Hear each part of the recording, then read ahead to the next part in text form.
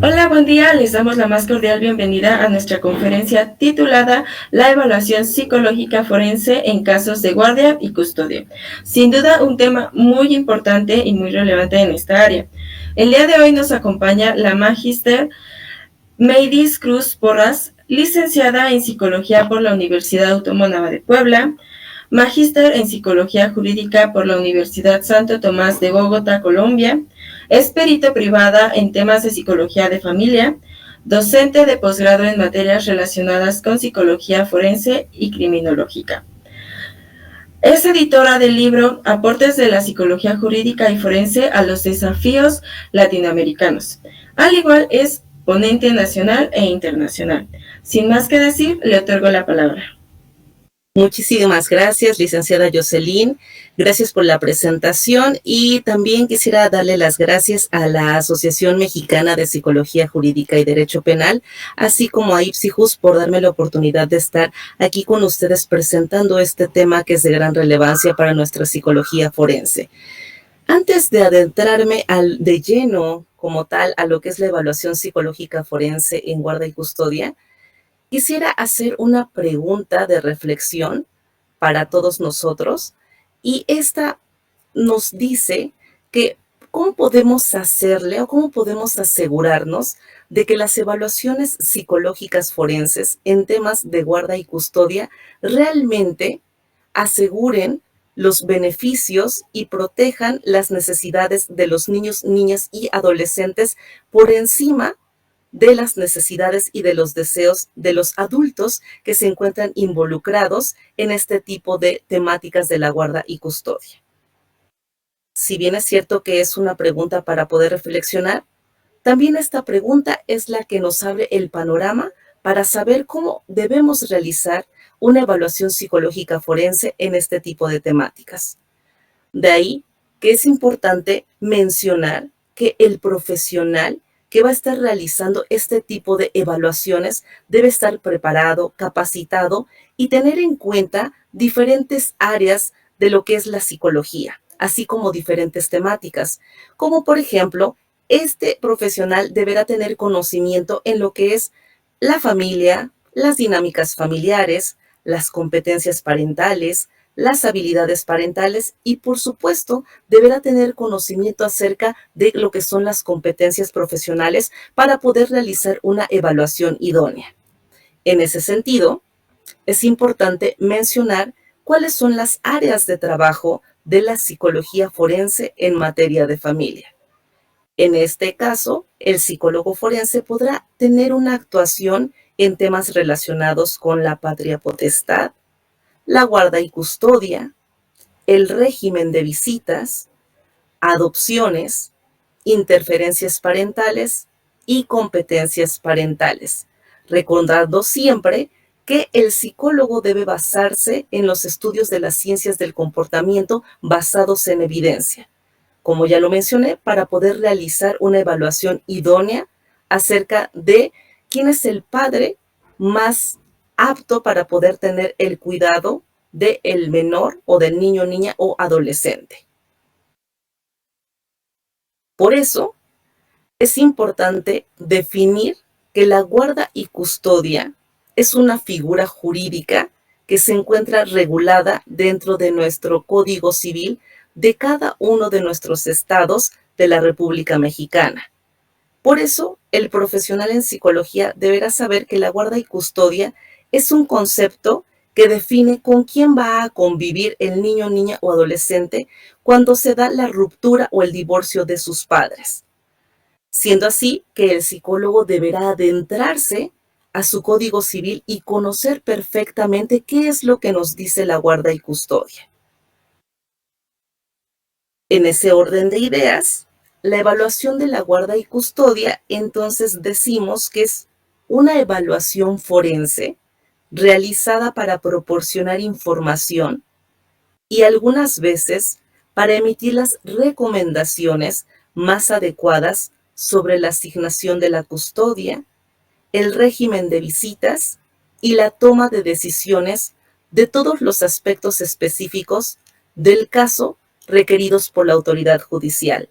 Tan es así que toda esta tarea del psicólogo se vuelve compleja, porque como ya lo mencionaba anteriormente, el psicólogo debe conocer acerca de los diferentes tipos de familia, de habilidades y competencias parentales, de todo lo que nos dice la ley y la norma referente a las evaluaciones de la guarda y custodia. También deberá conocer acerca de los protocolos con perspectiva de infancia, con perspectiva de género y con perspectiva de derechos humanos, solamente por nombrar algunos. Por supuesto, entonces, que aquí entra algo muy importante y es el rol del psicólogo forense, el cual va a fungir como perito. Pero, ¿quiénes son peritos? Los peritos son expertos en alguna ciencia, arte u oficio. En este caso, el psicólogo forense será un experto de la psicología en evaluaciones psicológicas, pues por supuesto para poder determinar quién es la persona más idónea para tener el cuidado del niño, niña o adolescente. En ese orden de ideas, decimos que un perito psicólogo en evaluación de guarda y custodia es un especialista competente en analizar a los niños, niñas y adolescentes, a los padres, al contexto familiar, a través de evaluaciones psicológicas con la finalidad de obtenerse la suficiente información para redactar un informe donde se tenga siempre presente el interés superior del niño. Y es que dentro de la propia literatura científica y dentro de las propias leyes se habla mucho acerca del interés superior del niño. ¿Pero qué es este interés superior? Pues es velar por los beneficios y por las necesidades de los niños, niñas o adolescentes antes que de cualquier persona. Por eso hay que ver a estos niños, niñas y adolescentes como sujetos de derecho. Y esto no nos establece nuestra norma, nuestros códigos y nuestros protocolos. De ahí que para ir respondiendo poco a poco la pregunta de reflexión que yo hacía al inicio, es importante determinar cuáles son las competencias con las que debe contar el psicólogo forense. En primer lugar, es que este profesional deberá ser competente. Cuando hablamos de una competencia, es que el psicólogo deberá ser un profesional capaz y capacitado, por lo que debe tener o deberá contar con un mínimo de formación de grado en psicología. Aquí nosotros, por ejemplo, en México, contamos con una licenciatura en psicología donde se nos otorga un título y una cédula profesional, con lo que se nos acredita que ya somos profesionistas del área.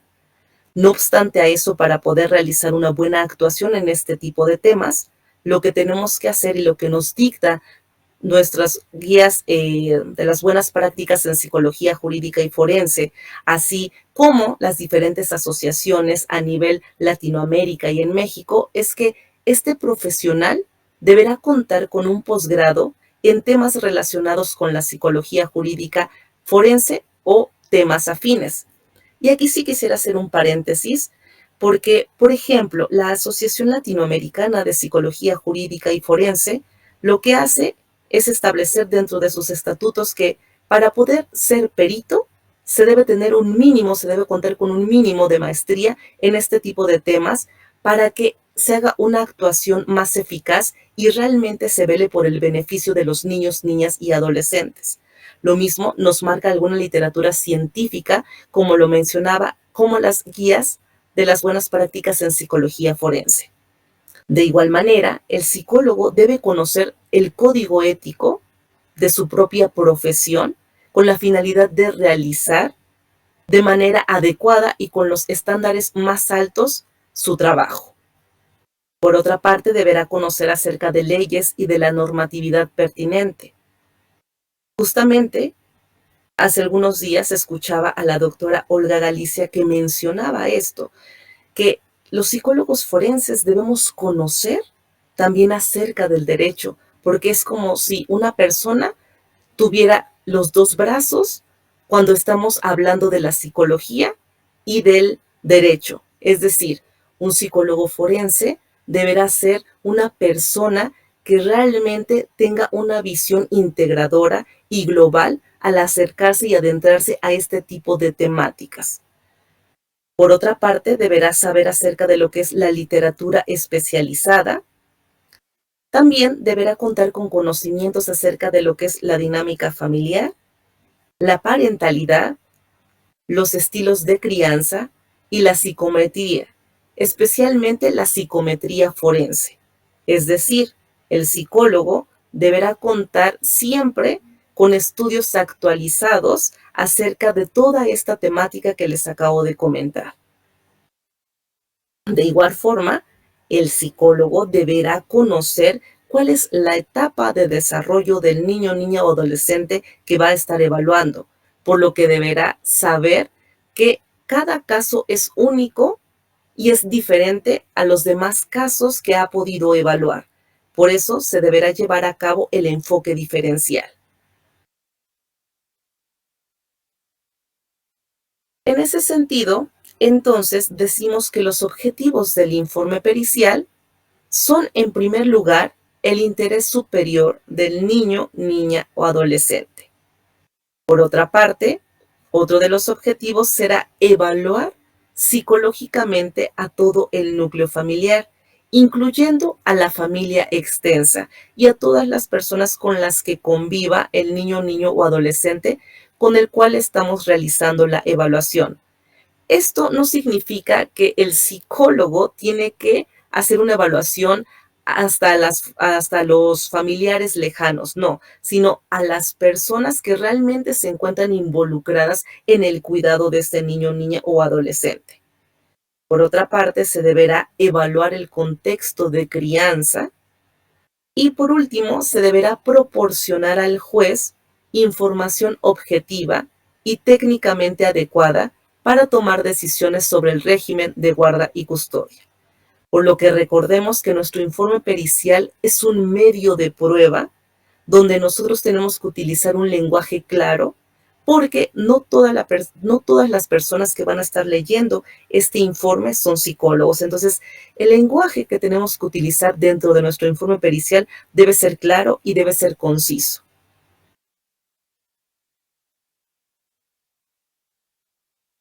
Otra de las preguntas que frecuentemente nos hacemos para evaluar este tipo de situaciones es: ¿a quién voy a evaluar? Y hay diferentes autores como el doctor Aurelio Coronado, como Amada Ampudia, que nos dicen que es importante evaluar desde la mirada sistémica. Incluso si nosotros nos vamos desde el modelo ecológico, nos dice que tenemos que evaluar de una manera integral. Por lo tanto, ¿a quién vamos a evaluar? En primer lugar, a los niños, niñas y adolescentes. En segundo, a los padres o tutores, recordando que no necesariamente los padres siempre fungen como tutores. Nosotros aquí en México, por ejemplo, tenemos la figura muy arraigada de los abuelos, que cuando los padres se van a trabajar, los abuelos son quienes se quedan al cuidado de los nietos. Entonces es importante que si esta figura de los abuelos está muy muy por encima incluso de los padres, porque ellos se tienen que ir a trabajar para poder proveer de insumos económicos a los hijos, entonces habría que hacer una evaluación también a estos abuelos. Y por otra parte, vamos a evaluar el entorno familiar. Como ya lo mencionaba, hay que conocer cuáles familiares de la familia extensa están muy apegados a el cuidado de este niño, niña o adolescente. Pueden ser los tíos, pueden ser los primos, o puede ser cualquier otro integrante de la familia que, por supuesto, esté al cuidado de ese niño, niña o adolescente y a quien también tenemos que realizarle una evaluación. Por lo tanto, es importante tomar en cuenta quiénes son cuidadores primarios. El cuidador primario es la persona que dedica mayor tiempo y atención al niño en todas las tareas que necesita. Por ejemplo, alimentación, higiene, educación, actividades sociales y escolares. El cuidador primario, que no es en todos los casos, puede identificarse con los padres, pero también puede no identificarse con ellos.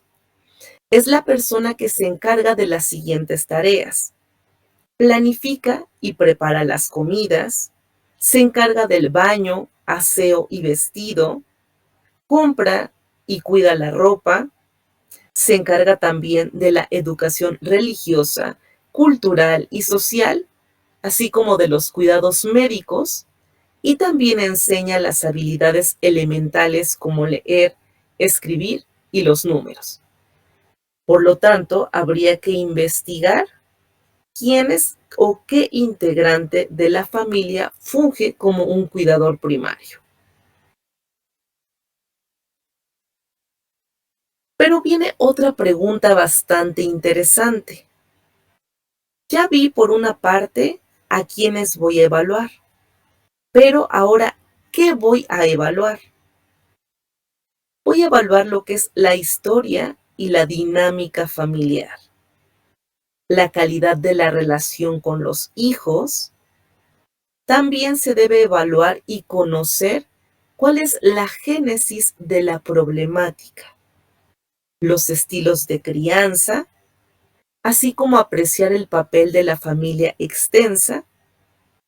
También debo evaluar las competencias parentales, las dimensiones de la personalidad de los progenitores directamente relacionados con el cuidado de los hijos, así como el nivel de adaptación, estabilidad emocional y los factores de riesgo. Entonces, en ese sentido, nuestra evaluación de guarda y custodia debe centrarse en las habilidades parentales, así como en las necesidades de los niños, niñas y adolescentes, para al final hacer una compilación entre ambos y dar un resultado a través de nuestro informe pericial. Por lo tanto, nuestra premisa de evaluación va a ser que ambos padres son idóneos para ejercer la guarda y custodia de los hijos menores. Y cuando hablo de los hijos menores es porque estoy haciendo alusión a que son menores de edad.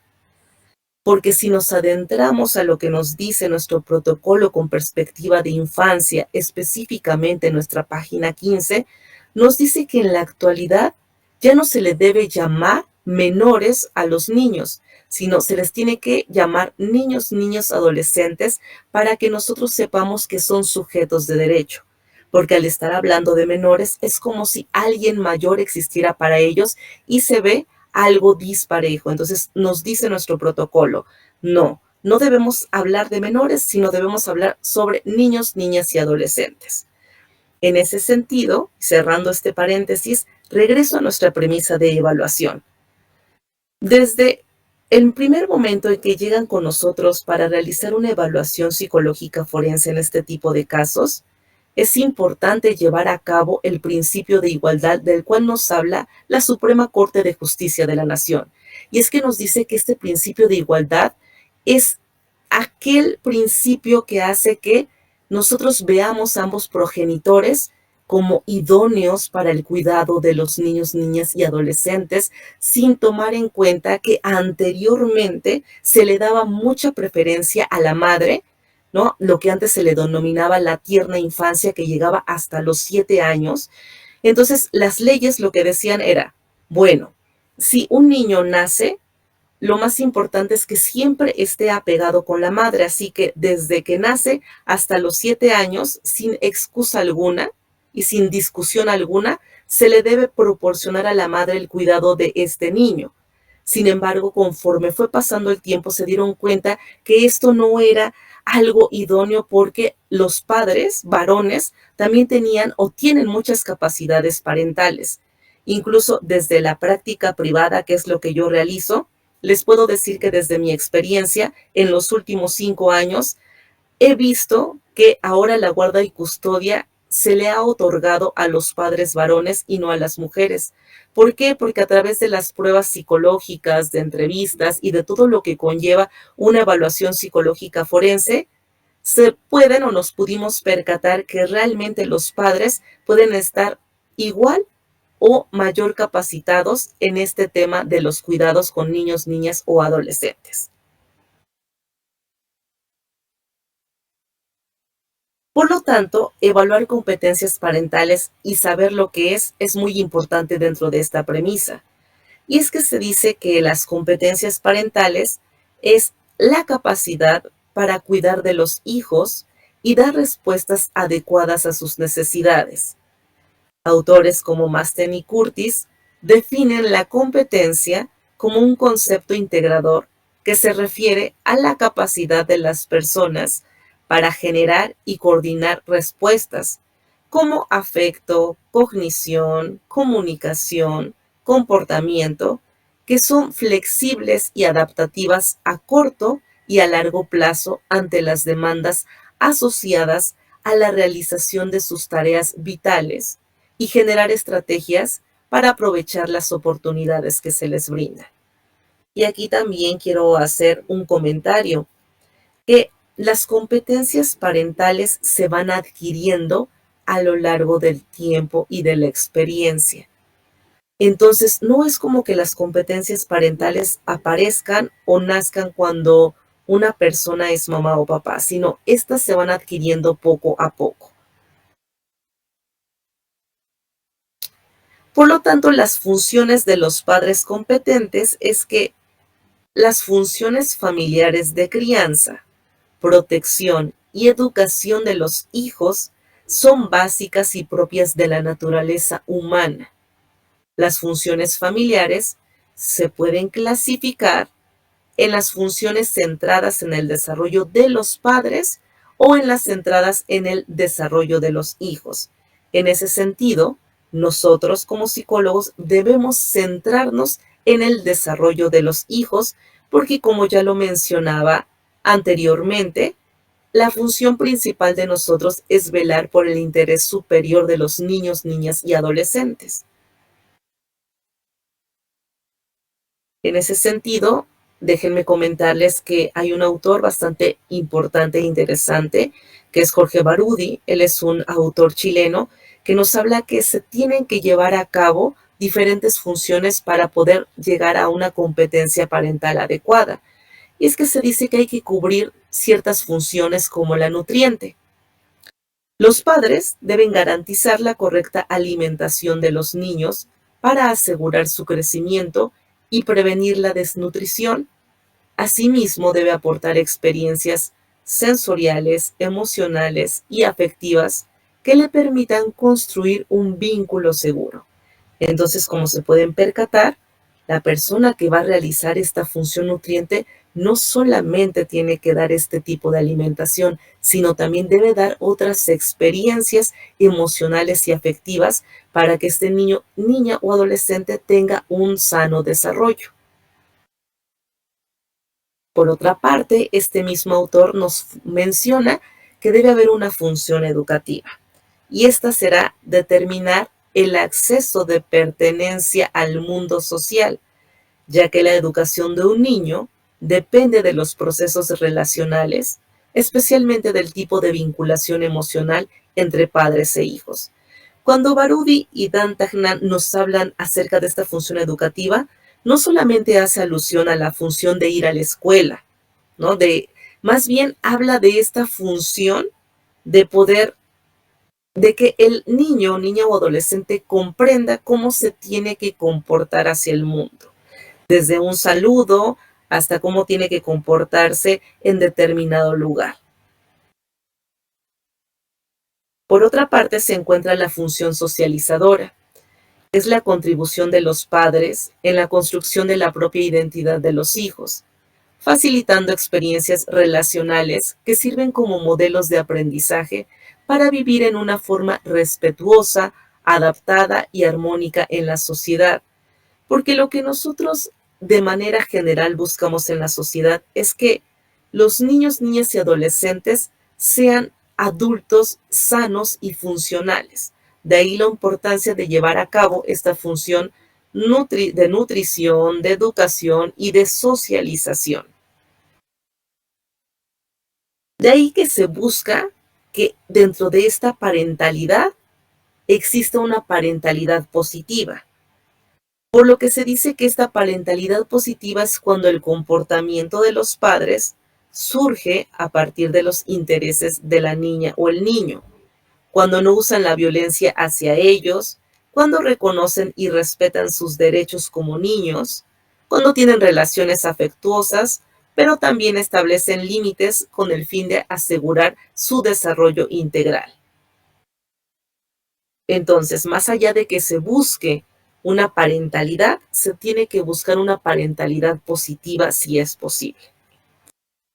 Después de estas preguntas que hemos hecho, ¿cuál es el objetivo del informe pericial? ¿A quiénes voy a evaluar? ¿Qué voy a evaluar? Tenemos que hacernos la pregunta de cómo voy a evaluar, y que creo que aquí genera mucha inquietud el hecho de saber cómo puedo evaluar este tipo de temáticas de guarda y custodia en psicología forense. Como tal, no existe una receta que nos diga cómo tenemos que evaluar. Como ya lo había mencionado, tenemos que hacer un enfoque diferencial a cada uno de los casos que vamos viendo. Sin embargo, desde la experiencia profesional que tengo, puedo comentarles que una de las cosas que más nos pueden servir es la entrevista semiestructurada o estructurada. También puedo evaluar a través de la observación de la interacción parentofilial para finalmente poder hacer un registro observacional que me dé cuenta de cómo va la calidad de la relación entre padres e hijos. Asimismo, puedo tener información o consulta de terceros, que se dice que son las entrevistas colaterales a familiares, amistades, compañeros y docentes. Yo sé que en muchas ocasiones desde la parte privada es mucho más fácil hacerla que desde la parte oficial.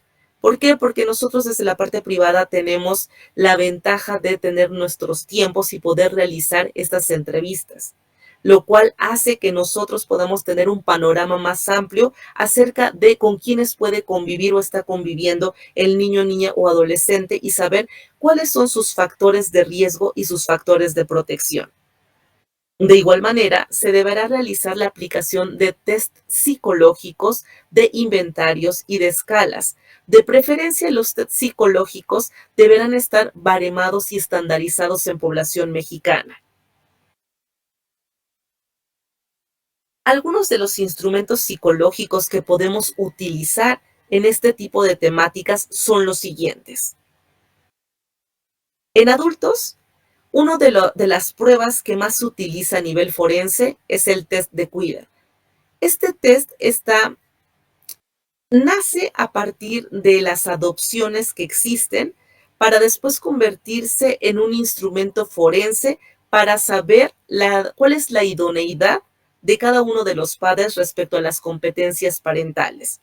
Es un test que contiene 189 elementos divididos en 3 factores, los cuales nos van a determinar si una persona es agresiva, si tiene adecuada capacidad de vinculación con el otro, si también hay baja tolerancia a la frustración y cómo de manera general es su establecimiento de vínculos con el niño, niña o adolescente. Por otra parte, también podemos aplicar un test de personalidad como el PAI, que también tiene su baremación aquí en México. De igual manera, podemos aplicar el MMPI-2 o el MMPI-2-RF, que es más actualizado y que tiene menos preguntas. Todos estos tests, como el PAI, el MMPI-2, el LSB50, son test de personalidad que nos ayudan a saber si algún padre o madre de familia o algún cuidador primario tiene algún factor de riesgo que pueda estar afectando el sano desarrollo del niño, niña o adolescente. Por otra parte, también podemos aplicar escalas como la escala de parentalidad positiva. También podemos aplicar otra prueba psicológica que es el vinculatest, que nos dice de qué manera la persona tiene vínculos interpersonales. Y esto nos va a abrir un panorama para saber si el tipo de vínculo que el padre, madre, tutor o cuidador primario está teniendo en esos momentos es adecuado. Por otra parte, respecto a las pruebas psicológicas de los niños, niñas y adolescentes, se encuentra el SENA. El SENA es un instrumento psicológico que abarca desde los 3 años hasta los 16 para que nosotros podamos ver si el niño tiene depresión, ansiedad y en general cómo se encuentra adaptado. También tenemos el BEI, que es una batería de evaluación infantil. Asimismo tenemos CDI, C+, que nos ayuda a determinar si existe alguna depresión. El TAMAI, que a pesar de que es un instrumento que no se encuentra baremado en México, es un instrumento que nos puede servir para saber cómo se encuentra adaptado en las diferentes esferas en las que se desenvuelve el niño, adolescente, como son la familia, la escuela, el grupo de amigos. Por otra parte, tenemos también otro instrumento para los adolescentes, que es el IADA, que es un inventario de autodescripción del adolescente, y los cuales todos estos test nos van a abrir un panorama más amplio acerca de cómo se encuentra en esos momentos el niño, niña y adolescente o adolescente, para posteriormente hacer un nexo causal entre las entrevistas, las observaciones, las pruebas psicológicas y las entrevistas colaterales.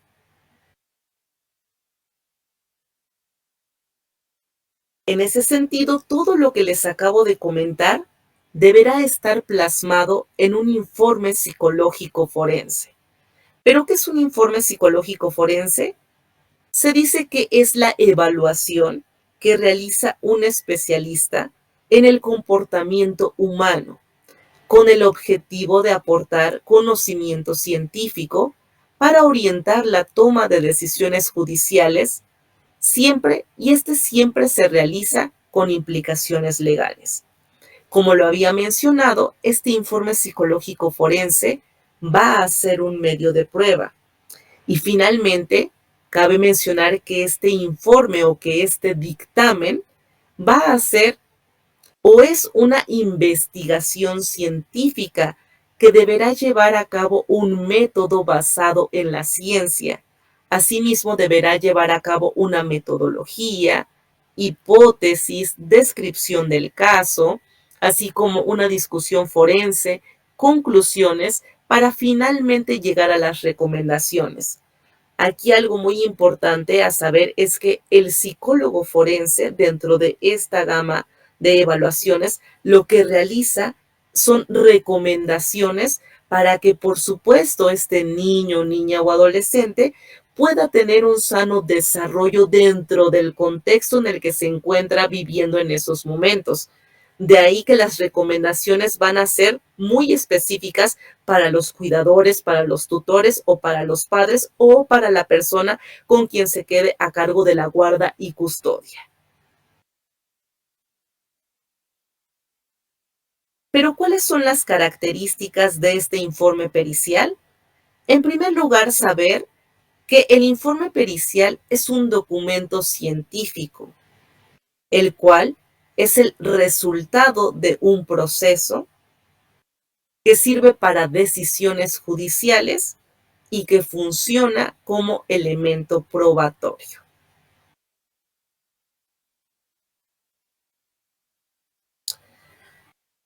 Ya casi vamos a estar finalizando esta conferencia y aquí quiero hacer un breve comentario y mencionarles que nosotros como psicólogos forenses tenemos la obligación y la responsabilidad de poder ejercernos desde los más altos estándares de nuestra ciencia, de lo que nos dicta nuestra ciencia, de lo que nos dicta nuestro código de ética, nuestras leyes. Y recordar siempre que a pesar que nosotros, peritos que nos encontramos laborando desde la parte privada, no debemos casarnos con la idea de que porque nos están contratando, debemos estar a favor de la persona que nos está pagando por nuestros servicios.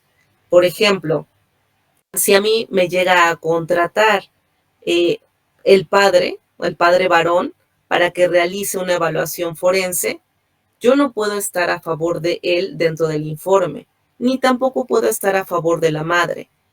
Yo voy a estar a favor de que se reflejen las necesidades o los beneficios y los beneficios de las niñas, niñas y adolescentes o de la persona que yo esté evaluando en esos momentos. Así que es muy importante tomar en cuenta que el hecho de que nos estén pagando no significa que nosotros tengamos que poner un dictamen donde se mencione que la persona que nos contrate es la persona idónea para la guarda y custodia, sino más bien cuál es la persona que es más apta para poder tener el cuidado de este niño, niño o adolescente, siempre recordando o haciendo un nexo causal entre la entrevista, pruebas psicológicas y demás cosas que ya les comenté dentro de esta conferencia para al final poder llegar a una conclusión.